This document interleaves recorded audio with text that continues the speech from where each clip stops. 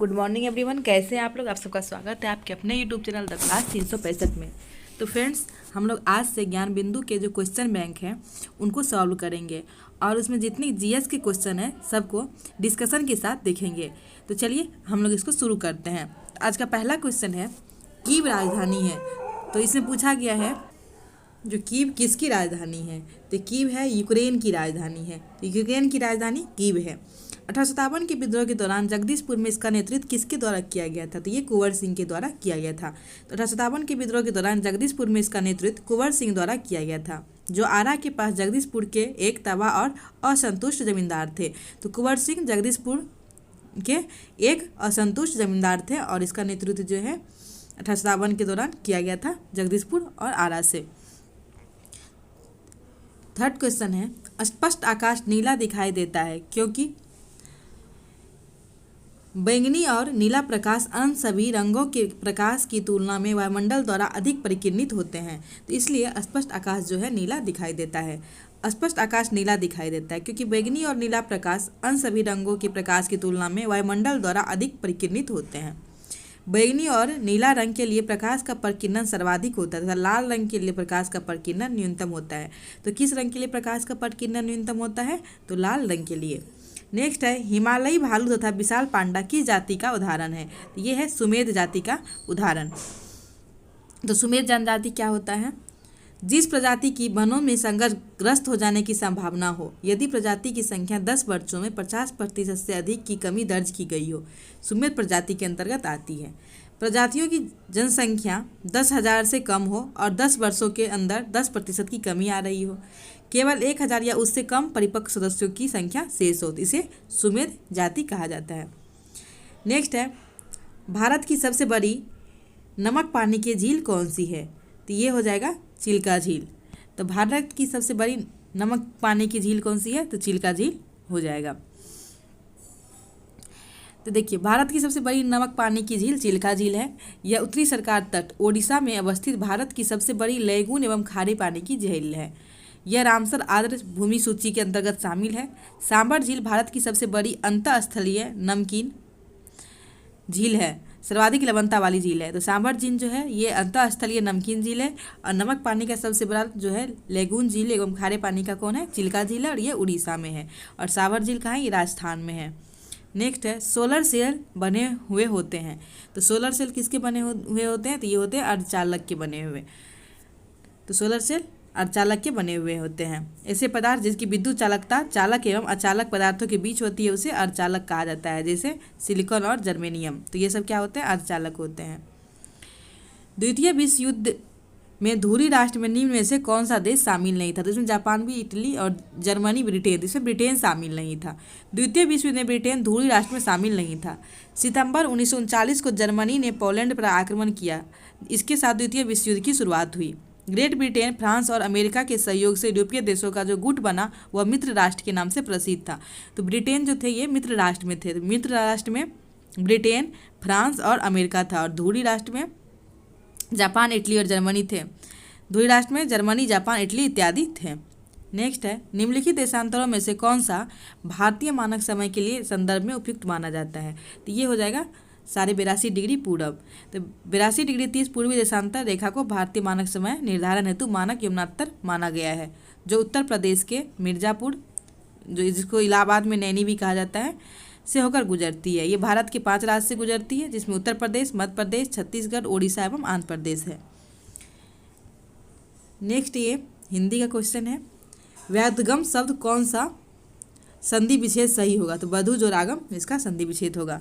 तो ये इसको हम लोग नहीं देखेंगे, आगे मैथ है। मैथ में दिया हुआ है 4.2 सेंटीमीटर त्रिज्या वाले धातु के एक गोले को पिघलाकर 6 सेंटीमीटर त्रिज्या वाले एक बेलन के रूप में ढाला जाता है। तो बेलन की ऊंचाई क्या होगी। तो इसका आंसर हो जाएगा 2.74।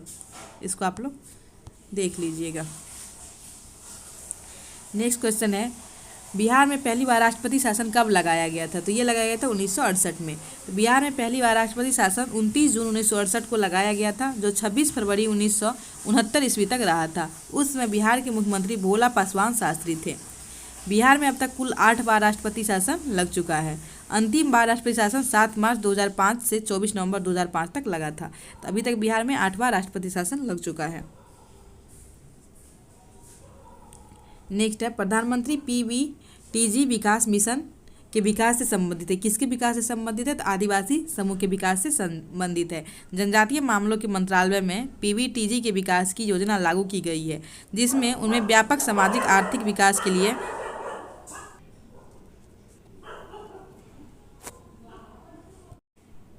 क्या है, जनजातीय मामलों के मंत्रालय में PBTG के विकास की योजना लागू की गई है, जिसमें उनके व्यापक सामाजिक आर्थिक विकास के लिए 75 विशेष रूप से कमजोर जनजाति समूह को शामिल किया गया है।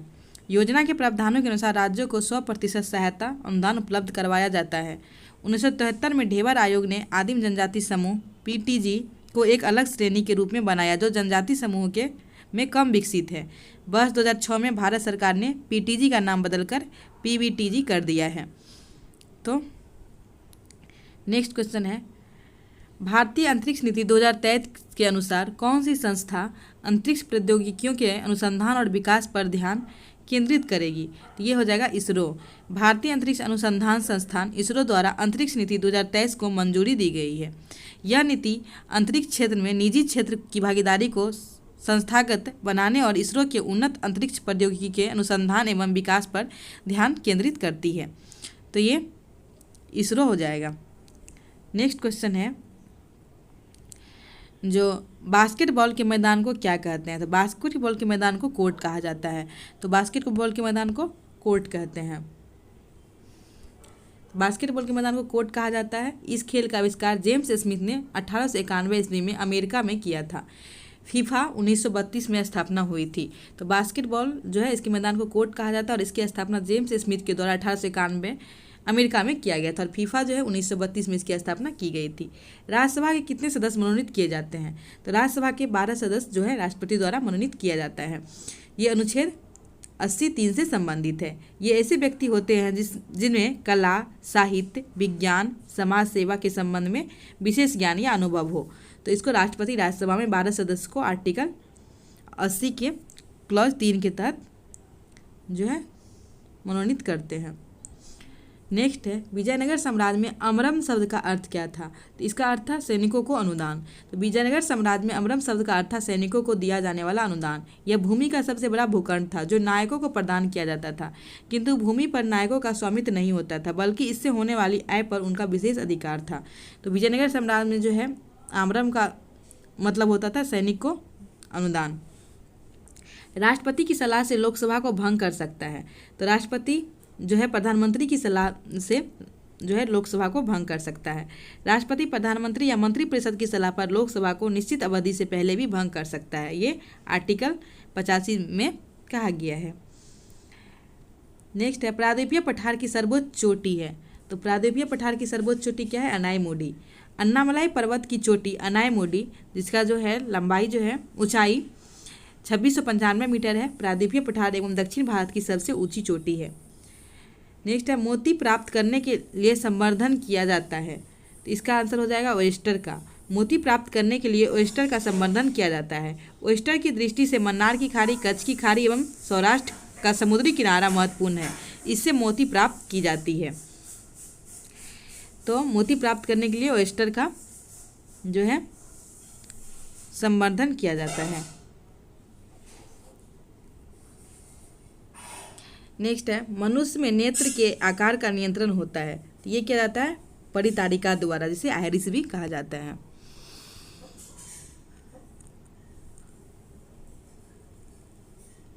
तो मनुष्य नेत्र में पुतली के आकार का नियंत्रण परितारिका आइरिस द्वारा होता है। कर्निया के पीछे एक संरचना होती है जिसे परितारिका कहते हैं। परितारिका गहरा पेशीय डायफ्राम होता है जो पुतली के आकार को नियंत्रित करता है। तो पुतली के आकार को नियंत्रित जो है आइरिस द्वारा किया जाता है। ये एक गहरा पेशीय डायफ्राम होता है। निम्न में से केंद्रीय प्रवृत्ति का कौन सा मान सभी अवलोकनों पर आधारित नहीं है? तो इसका आंसर हो जाएगा गुणोत्तर माध्य। तो ये जो है सभी अवलोकनों पर आधारित नहीं है। नेक्स्ट क्वेश्चन है, अधिक अपवर्तनांक वाला माध्यम। तो तो ये हो जाएगा दूसरे माध्यम की अपेक्षा प्रकाशित सघन है। दो माध्यमों की तुलना करते समय अधिक अपवर्तनांक वाला माध्यम दूसरे माध्यम की अपेक्षा प्रकाशित सघन है। दूसरा कम अपवर्तनांक वाला माध्यम प्रकाश विरल माध्यम है। विरल माध्यम में प्रकाश की चाल सघन माध्यम की अपेक्षा अधिक होती है, अतः विरल माध्यम से सघन माध्यम में गमन करने वाली प्रकाश की विकिरण धीमी हो जाती है तथा अभिलंब की ओर झुक जाती है। जब ये सघन से विरल माध्यम में गमन करती है तो इसकी चाल बढ़ जाती है तथा यह अभिलंब से दूर हो जाती है। इसको देख लीजिएगा। नेक्स्ट है, सतलुज तथा काली नदी के मध्य हिमालय को क्या कहा जाता है? तो सतलुज और काली नदी के बीच हिमालय को कुमायूं हिमालय कहा जाता है, और सिंधु तथा सतलज नदी के बीच के हिमालय को पंजाब हिमालय कहा जाता है। और कुमायूं हिमालय किसे कहा जाता है? सतलुज तथा काली नदी के मध्य के क्षेत्र को। नेक्स्ट क्वेश्चन है, देखिए, सतलुज तथा काली नदी के मध्य क्षेत्र को कुमायूं हिमालय के नाम से जाना जाता है। नदी घाटियों के आधार पर सर सिडनी बुराड़ द्वारा हिमालय का पर्वतीय प्रदेशों का निम्न 4 प्रदेशिक विभाजन किया गया है। जैसे पंजाब हिमालय 560 किलोमीटर लंबाई है, सिंधु एवं सतलज नदियों के मध्य, कुमायूं हिमालय सतलज एवं काली नदी के मध्य, नेपाल हिमालय काली एवं तीस्ता नदी के मध्य, और असम हिमालय तीस्ता और दिहांग नदी के मध्य। नेक्स्ट है, सरकार द्वारा अवरोधों अथवा प्रतिबंधों को हटाना कहलाता है उदारीकरण। तो सरकार द्वारा अवरोधों अथवा प्रतिबंधों को हटाना क्या कहलाता है? उदारीकरण।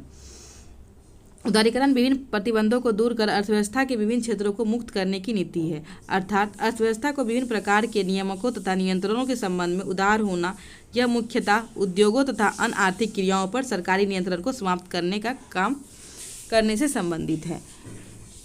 तो सरकार द्वारा अवरोध तथा प्रतिबंधों को हटाना उदारीकरण द्वारा किया जाता है। 1809 में फारसी में गिफ्ट टू मोनोथिस्ट किसने लिखी है? तो ये राम मोहन राय के द्वारा लिखा गया है। 1809 में गिफ्ट टू मोनोथिस्ट या तुफत उल मुवाहिदीन नामक पुस्तक राजा राम मोहन राय द्वारा लिखा गया है। नेक्स्ट है, पटना उच्च न्यायालय में वर्तमान में मुख्य न्यायाधीश कौन है? ये के विनोद चंद्रन थे। जब क्वेश्चन पूछा गया था उस हिसाब से 29 मार्च 2023 को शपथ लिए थे के विनोद चंद्रन। हाल ही में विपर्जय खबरों में था, वह क्या है? तो ये चक्रवात। तो हाल में विपर्जय जो था उस समय की ये चक्रवात थे।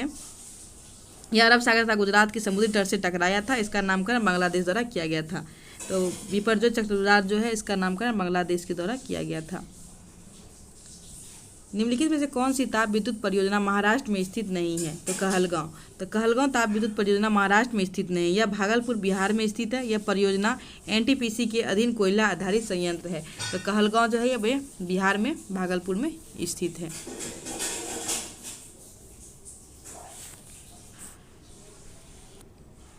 नेक्स्ट है, किसी वस्तु का चंद्रमा पर भार पृथ्वी पर उसके भार का कितना होता है? तो ये होता है 1/6 भाग। तो किसी वस्तु का चंद्रमा पर भार पृथ्वी पर उसके भार का 1/6 भाग होता है। तो इस पे वस्तु का चंद्रमा पर भार सेल्सियस में होता है 100 डिग्री सेल्सियस। पानी के क्वथनांक 100 डिग्री सेल्सियस होता है। वायुमंडलीय दाब पर यह तापमान जिस पर द्रव उबलने लगता है उसे इनका क्वथनांक कहते हैं। क्वथनांक समष्टि गुण है।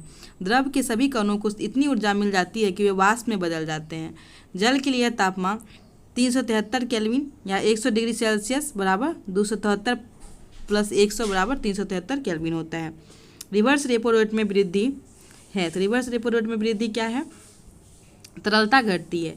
रिवर्स रेपो रेट में वृद्धि से तरलता घटती है। रिवर्स रेपो रेट वह दर है जो भारतीय रिजर्व बैंक अपने ग्राहक को उससे लिए गए अल्पकालिक ऋण द्वारा प्रदान करता है। रिवर्स रेपो दर का प्रयोग आरबीआई द्वारा वाणिज्य बैंक से अल्पकालिक ऋण लेकर अवस्था में तरलता को निकालने या कम करने के लिए किया जाता है। रिवर्स रेपो दर में वृद्धि का प्रभाव, वाणिज्यिक बैंक के पास पूंजी की कमी होगी, बाजार में तरलता में कमी होगी, परिणाम स्वरूप ब्याज दर में वृद्धि होगी, अर्थव्यवस्था में तरलता में कमी होगी, उपभोग व्यय एवं निवेश व्यय में गिरावट अर्थात समग्र मांग की कमी होगी, मुद्रास्फीति नियंत्रण, वस्तुओं सेवाओं एवं कीमतों में कमी होगी। तो ये रिवर्स रेपो रेट के बारे में है। गागर में सागर भरना मुहावरे का अर्थ है। तो इसका अर्थ होगा थोड़े शब्दों में अधिक कहना। तो गागर में सागर भरने का अर्थ है थोड़े शब्दों में अधिक कहना। नेक्स्ट है, धुआंधार प्रपात का संबंध निम्नलिखित में से किस नदी से है? तो इसका संबंध है नर्मदा नदी से है। तो धुआंधार जलप्रपात का संबंध नर्मदा नदी से है। जब नदी का जल किसी स्थान पर खड़े ढाल से ऊपरी भाग से अधिक तीव्र गति से नीचे की ओर गिरता है तो उसे जलप्रपात कहते हैं। भारत के अधिकांश जलप्रपात पठारी प्रदेश में पाए जाते हैं क्योंकि यहाँ की भू आकृति अत्यधिक ऊंचाई नीची तथा शैल कठोर है। धुआंधार जलप्रपात नर्मदा नदी पर स्थित है जो मध्य प्रदेश राज्य के जबलपुर जिले में है। दूधधारा और कपिलधारा जलप्रपात भी नर्मदा नदी पर स्थित है। तो धुआंधार, दूधधारा और कपिलधारा भी नर्मदा नदी पर स्थित है। ये मैथ का क्वेश्चन है। नेक्स्ट जो है हम लोग देखते हैं 36 नंबर क्वेश्चन। तो ये है सिनेमेटोग्राफ संशोधन विधेयक 2023 का मुख्य उद्देश्य है। तो इसका उद्देश्य था पायरेटेड फिल्म कंटेंट को रोकना व आयु अनुसार रेटिंग सुनिश्चित करना। तो सिनेमेटोग्राफ संशोधन विधेयक 2023 का मुख्य उद्देश्य पायरेटेड फिल्म कंटेंट को रोकना व आयु अनुसार रेटिंग सुनिश्चित करना है। इस विधेयक की घोषणा सूचना और प्रसारण मंत्री अनुराग ठाकुर ने की थी। नेक्स्ट क्वेश्चन है निम्न में से किसका उपयोग कांच पर लिखने के लिए किया जाता है। तो ये जो है हाइड्रोजन फ्लोराइड का उपयोग कांच पर लिखने के लिए किया जाता है। कांच पर नक्काशी करने के लिए हाइड्रोजन फ्लोराइड जिसको HF संकेत है का उपयोग किया जाता है। इसका अन्य नाम फ्लोरोहाइड्रिक, हाइड्रोफ्लोरिक तथा हाइड्रोनियम फ्लोराइड है। यह जल में हाइड्रोजन का विलयन होता है। तो ये जल में हाइड्रोजन का विलयन होता है जिसे हाइड्रोजन फ्लोराइड कहते हैं और इसके द्वारा कांच पर लिखा जाता है। नेक्स्ट है 1915 में भारत लौटने के बाद गांधी जी ने डैश की तरह कपड़े पहनने का निर्णय लिया था। तो ये काठियावाड़ी किसान की तरह कपड़े पहनने का निर्णय लिए थे गांधी जी 1915 में भारत लौटने के बाद। तो 1915 में गांधी जी भारत लौटने के बाद काठियावाड़ी किसान की तरह कपड़े पहनने का निर्णय लिया। 1921 में जाकर उन्होंने एक छोटी धोती धारण की जिसे वे आजीवन पहनते रहे। ऐसा NCERT कक्षा 9 में पेज नंबर 174 पे कहा गया है। मध्यकाल में सामंत को उसका लॉर्ड जो जमीन देता था वो क्या कहलाता था। तो ये फीफ कहलाते थे। तो जो मध्यकाल में सामंत को जमीन देता था वो फीफ कहलाते थे। मध्यकाल में सामंत को उसका लॉर्ड जो जमीन देता था वो फीफ कहलाती थी। निम्न में से कौन सा मिश्रण नहीं है। तो ये हो जाएगा आसुत जल। आसुत जल मिश्रण नहीं है, शेष सभी मिश्रण है। आसुत जल एक यौगिक है। यौगिक वह पदार्थ है जो 2 या 2 से अधिक तत्वों के नियत अनुपात में रासायनिक तौर पर संयोजन से बनता है जैसे जल, आसुत, मीथेन, चीनी, नमक आदि। तो ये सब जो है यौगिक है और बाद बाकी वायु, दूध मिश्रित पेय, आयोडीनकृत नमक ये सब मिश्रण है। एक देश में एक विशेष वर्ष के दौरान उत्पादित सभी अंतिम वस्तुओं व सेवाओं में कुल मूल्य को क्या कहा जाता है। तो इसे कहा जाता है सकल घरेलू उत्पाद। किसी अर्थव्यवस्था में एक वित्तीय वर्ष में उत्पादित सभी वस्तुओं एवं सेवाओं का अंतिम मौद्रिक मूल्य उसका सकल घरेलू उत्पाद या GDP कहलाता है। नेक्स्ट है प्रथम विश्व युद्ध का तत्कालिक कारण क्या था। तो प्रथम विश्व युद्ध का तत्कालीन कारण था ऑस्ट्रियन राजकुमार फर्डिनेंड की हत्या। प्रथम विश्व युद्ध का तत्कालिक कारण 28 जून 1914 को ऑस्ट्रियन राजकुमार फर्डिनेंड की हत्या थी। इस घटना को सेराजोवा हत्याकांड के नाम से भी जाना जाता है। इस घटना को ऑस्ट्रेलिया ने सर्बिया का संयंत्र मानते हुए उन्हें खिलाफ युद्ध का घोषणा कर दिया था। तो प्रथम विश्व युद्ध का तत्कालिक कारण था ऑस्ट्रियन राजकुमार फर्डिनेंड की हत्या।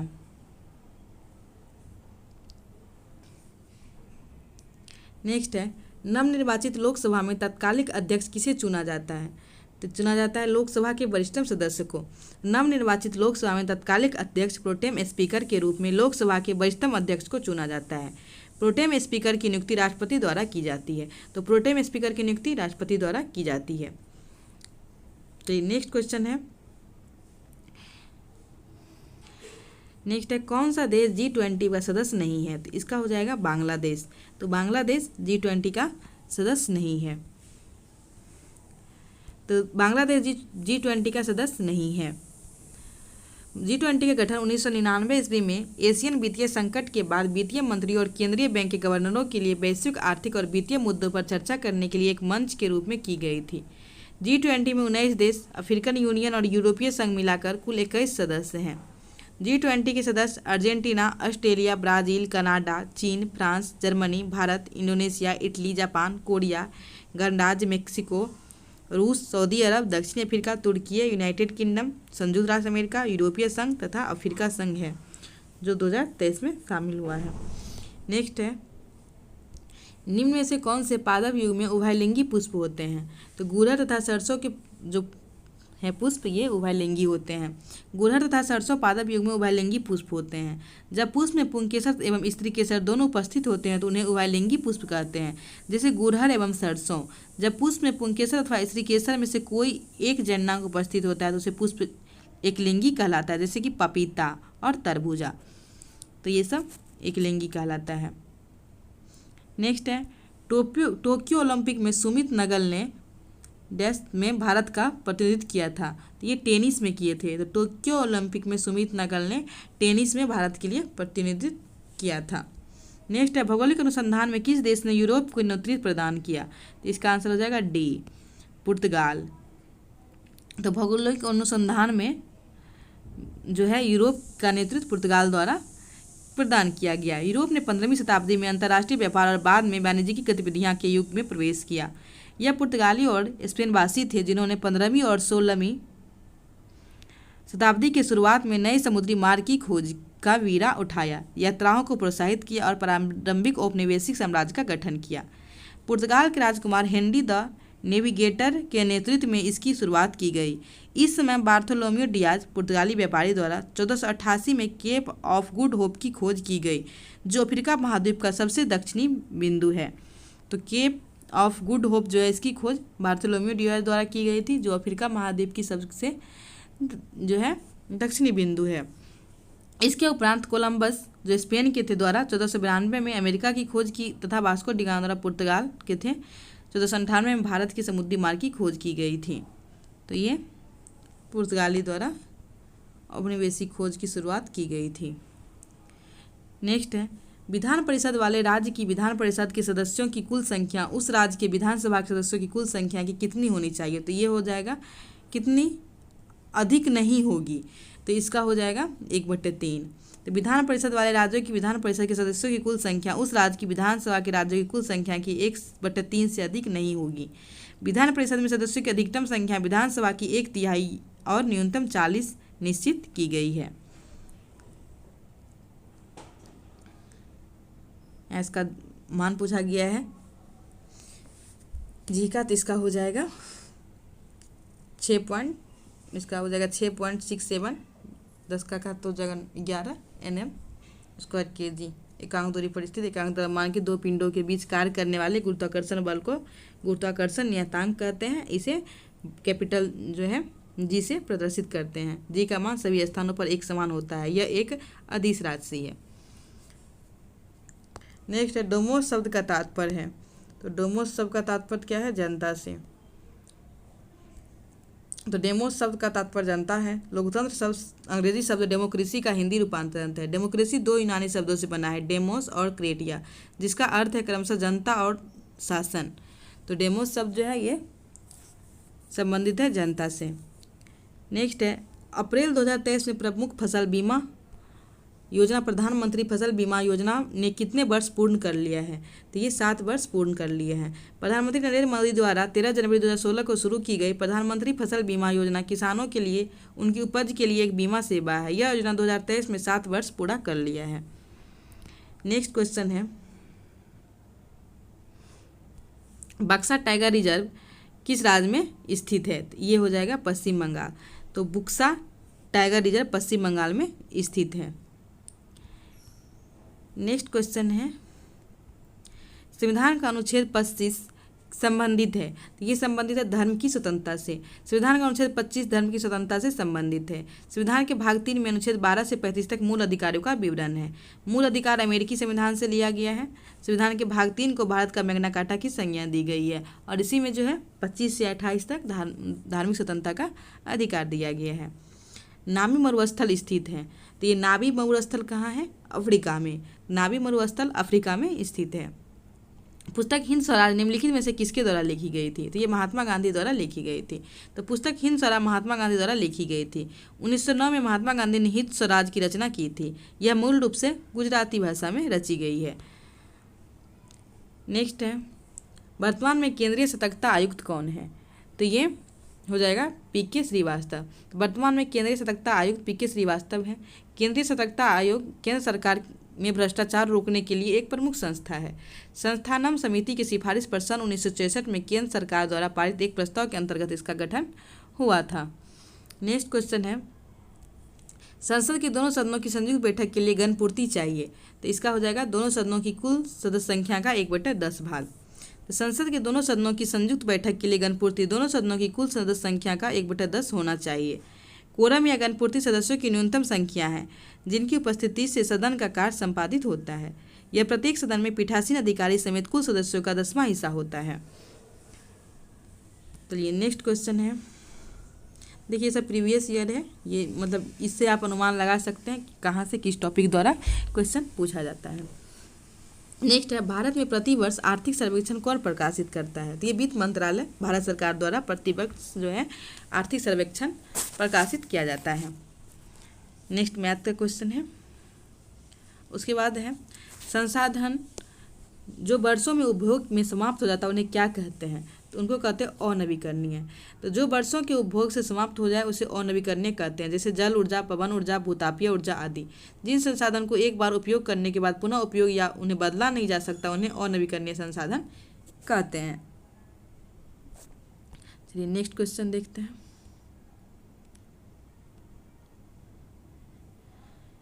नेक्स्ट है, जीवों के परिरक्षित अवशेष कहलाते हैं, तो ये जीवाश्म कहलाते हैं। तो जीवों के परिरक्षित अवशेष जीवाश्म कहलाते हैं। जीवाश्म क्या है, तो सामान्यतः जीव की मृत्यु के बाद उसके शरीर का अपघटन हो जाता है तथा वह समाप्त हो जाता है, परंतु कभी कभी जीव अथवा उनके कुछ भाग ऐसे वातावरण में चले जाते हैं जिसके कारण उनका अपघटन पूरा तरह से नहीं हो पाता है। तो उदाहरण स्वरूप यदि कोई मृत कीट गर्म मिट्टी में सूख कर कठोर हो जाए तथा उसमें कीट की शरीर की छाप सुरक्षित रह जाए तो जीव के इस प्रकार की परिरक्षित अवशेष ही जीवाश्म कहलाते हैं। नेक्स्ट है, बाबू जगजीवन राम छात्रावास योजना का संबंध किस विद्यार्थियों के छात्रावास निर्माण से है, तो ये हो जाएगा एससी। तो बाबू जगजीवन राम छात्रावास योजना अनुसूचित जाति एससी के छात्रों के लिए छात्रावास का निर्माण तथा छात्रों की गुणवत्तापूर्ण शिक्षा प्राप्त करने में सक्षम बनाने हेतु प्रोत्साहित करने का साधन में से एक है। यह योजना लड़कियों के लिए 1961 से 66 में चल रही है। इसे 1989-90 से लड़कों के लिए शुरू किया गया था तथा इसे 2008 में 2018 में संशोधित किया गया था। तो ये एससी छात्र के लिए है। कौन सी भारतीय कंपनी बहुराष्ट्रीय निगम नहीं है, तो इसका हो जाएगा BSNL। तो BSNL भारतीय कंपनी बहुराष्ट्रीय निगम नहीं है। अब टाटा मोटर्स मोटर गाड़ी, रेन वैक्सी दवाइयाँ एवं एशियन पेंट ये सभी भारतीय कंपनियाँ बहुराष्ट्रीय निगम है। बहुराष्ट्रीय निगम क्या होता है, बहुराष्ट्रीय निगम वे कंपनियां हैं जो स्वयं को अपने कार्य देश में शामिल करती है लेकिन अपनी शाखाओं, सहायक कंपनियां आदि के नेटवर्क के माध्यम से कई अन्य देश में अपना व्यवसाय संचालित करती है, तो उसे बहुराष्ट्रीय निगम कहा जाता है। नेक्स्ट है, भारत की स्वदेशी लाइट कॉम्बैट एयरक्राफ्ट तेजस ने अपनी हथियार क्षमता के 5वीं जनरेशन की air to air combat missile को जोड़ा है। ये कौन सा है, ये है पाइथन 5। भारत की स्वदेशी लाइट कॉम्बैट एयरक्राफ्ट तेजस ने अपनी हथियार क्षमता की 5वीं generation Python 5 air to air combat missile को जोड़ा है। नेक्स्ट है, बिहार में कौन से राज्यपाल भारत के राष्ट्रपति बने, तो इसका ऑप्शन हो जाएगा रामनाथ कोविंद। ये भारत के 14वें राष्ट्रपति के पद में 2017 से 22 तक रहे थे। नेक्स्ट है, Nathpa Jhakri hydel power project Bharat के किस राज्य में है, तो इसका आंसर हो जाएगा हिमाचल प्रदेश। तो Nathpa Jhakri hydel power project Bharat के हिमाचल प्रदेश राज्य में है। नाथपा झाकरी परियोजना सतलज नदी पर हिमाचल प्रदेश में स्थित है। तो नदी कौन सा है, सतलज। नेक्स्ट है, चमगादड़ तथा पक्षी के पंख हैं, तो ये क्या है, समवर्धी अंग। चमगादड़ तथा पक्षी के अंग समवृत्ति अंग हैं। समवृत्ति या समरूप अंग क्या है, पक्षी एवं चमगादड़ के पंख को बारीकी से देखने में पता लगता है कि चमगादड़ के पंख मुख्यतः उनके दीर्घित अंगुलियों के माध्यम की त्वचा के फैलाव से बनता है, परंतु पक्षी के पंख उनकी पूरी तरह अग्रबाहु की त्वचा के फैलने से बना है जो परों से ढकी रहती है। तो दो पंखों के अभिकल्प उनकी संरचना एवं संगठकों में बहुत अंतर है। ये वे एक जैसी दिखाई देती क्योंकि उड़ने के लिए उनका उपयोग करते, परंतु सभी की उत्पत्ति पूर्णतः समान नहीं है। इस कारण यह उन्हें समरूप अभिलक्षण बताता है, न कि समजात अभिलक्षण। तो ये उसके बारे में है। नेक्स्ट है, इंडियन नेशनल कांग्रेस का प्रथम अध्यक्ष कौन थे? तो ये हो जाएगा भूमेश चंद्र बनर्जी। तो इंडियन नेशनल कांग्रेस के प्रथम अध्यक्ष भूमेश चंद्र बनर्जी थे और इसकी स्थापना कब हुई थी? 1885 में। और इसके किसके द्वारा की गई थी? तो ए ओ होम के द्वारा। देखिए, इंडियन नेशनल कांग्रेस के प्रथम अध्यक्ष भूमेश चंद्र बनर्जी थे। भारतीय राष्ट्रीय कांग्रेस की स्थापना एक अवकाश प्राप्त अंग्रेज आईपीएस अधिकारी एलन ऑक्टेवियन ह्यूम, जिसे एओ ह्यूम कहते हैं, द्वारा दिसंबर 1885 में की गई थी। इसकी प्रथम बैठक 28 दिसंबर 1885 को बम्बई के ग्वालियर टैंक स्थित गोकुलदास तेजपाल संस्कृत कॉलेज में हुआ। इस अधिवेशन के प्रथम अध्यक्ष भूमेश चंद्र बनर्जी तथा सचिव एओ ह्यूम थे। नेक्स्ट है, E20 क्या है? तो ये एल्कोहल मिश्रित पेट्रोल है। तो एल्कोहल मिश्रित पेट्रोल है E20। E20 पेट्रोल के साथ 20% एल्कोहल का मिश्रण है। प्रधानमंत्री श्री नरेंद्र मोदी ने 6 फरवरी 2023 को बंगलुरु में भारत ऊर्जा के दौरान E20 फ्यूल को लॉन्च किया। नेक्स्ट है, एक आवश्यक तत्व है जिसका उपयोग प्रोटीन के संश्लेषण में किया जाता है। तो ये हो जाएगा नाइट्रोजन। नाइट्रोजन एक आवश्यक तत्व है जिसका उपयोग प्रोटीन के संश्लेषण में किया जाता है। नाइट्रोजन तत्व पादप कैल्शियम, सल्फर, फास्फोरस या अन्य तत्वों की तुलना में अधिक मात्रा में प्रयोग किया जाता है। नाइट्रोजन पादपों के मुख्यतः न्यूक्लिक अम्ल, प्रोटीन तथा अन्य नाइट्रोजनी पदार्थों के संश्लेषण हेतु किया जाता है। वातावरण में 78% नाइट्रोजन है, परंतु पादप में इसे गैस के रूप में न लेकर नाइट्रेट्स व नाइट्रोटाइट्स के रूप में प्रयोग करती है। तो ये नाइट्रोजन के बारे में है। अंतर्राष्ट्रीय शांति दिवस कब मनाया जाता है? तो ये मनाया जाता है 21 सितंबर को। तो अंतर्राष्ट्रीय शांति दिवस 21 सितंबर को मनाया जाता है। नेक्स्ट है, बड़े स्क्रीन पर जेम्स बॉन्ड की भूमिका निभाने वाले प्रथम अभिनेता कौन थे? तो ये है शॉन कॉनरी। तो बड़े स्क्रीन पर जेम्स बॉन्ड की भूमिका निभाने वाले अभिनेता शॉन कॉनरी थे। बड़े स्क्रीन पर जेम्स बॉन्ड की भूमिका निभाने वाले प्रथम अभिनेता शॉन कॉनरी थे। शॉन कॉनरी ने 1962 में बड़े पर्दे पर पहले जेम्स बॉन्ड की भूमिका निभाई। नेक्स्ट है, भारतीय संविधान का कौन सा अनुच्छेद सर्वोच्च न्यायालय के बारे में है? तो ये हो जाएगा 124। भारतीय संविधान का अनुच्छेद 124 सर्वोच्च न्यायालय के बारे में है। सर्वोच्च न्यायालय से संबंधित प्रावधान संविधान के भाग 5 के अध्याय 4 के अनुच्छेद 124 से 143 तक वर्णित है। इन अनुच्छेद में सर्वोच्च न्यायालय के गठन, स्वतंत्रता, न्याय क्षेत्र, शक्तियां आदि का उल्लेख है। नेक्स्ट क्वेश्चन है, IPL 2023 के विजेता कौन थे? तो ये हो जाएगा चेन्नई सुपर किंग्स। नेक्स्ट है, गांधी जी ने सत्याग्रह आंदोलन प्रारंभ किया। तो Gandhi ji started the Satyagraha movement, इसका इंग्लिश पूछा गया है, तो ये हो गया। नेक्स्ट है,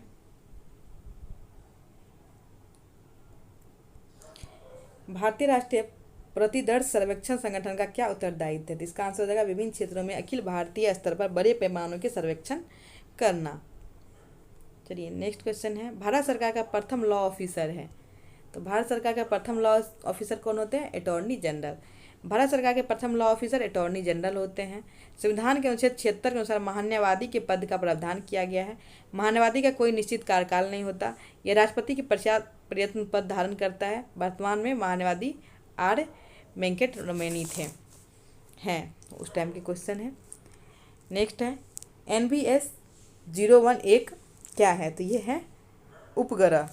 तो NBS 01 एक उपग्रह है। यह उपग्रह इसरो के नेविगेशन सैटेलाइट श्रृंखला के पेलोड की एक दूसरी पीढ़ी के उपग्रह में से पहला है।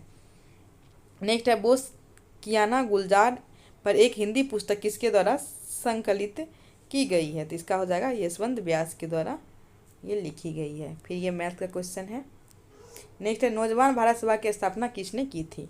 तो नौजवान भारत की सभा की स्थापना भगत सिंह के द्वारा किया गया था 1926 में। कहाँ? तो पंजाब में। इसके अन्य सहयोगी संस्थापक कौन थे? छबील दास और यशपाल थे।